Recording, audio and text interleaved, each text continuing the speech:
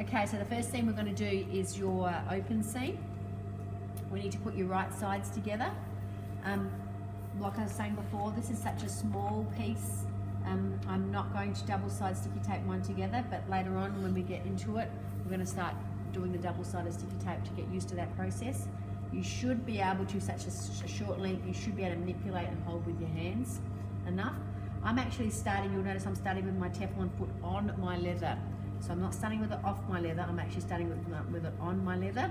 I'm then going to back tack and then keep stitching. If you don't trust your foot to back tack, you can drive into that corner, turn it around and then drive out of it. So it's up to you guys. I'm going to back tack in. You're really, for a back tack, we want the least amount of holes possible.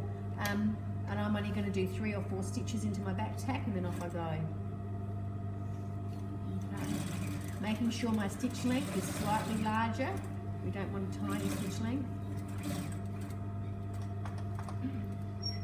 Turn around instead of back. But if you don't feel comfortable reversing out of something, you can just.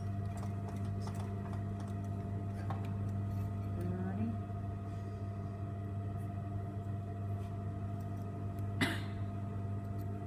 Chop off your loose ends like that. What you'll notice that what I've done with this one here, my thick top stitch is only on the top. It's not on the underneath. The underneath I have my normal thread. Okay, so you can do top stitch on both if you want. You don't need to though, because really the thick thread is just appearance value. If you're using a really dense leather though, it would be stability as well. So you'd be using both, would be thick threads. But for this thin leather that we're using, this thin lamb, that is really just like stitching fabric, yeah, you can just use your thick on top and your normal thread underneath. So that's the end of stage 1.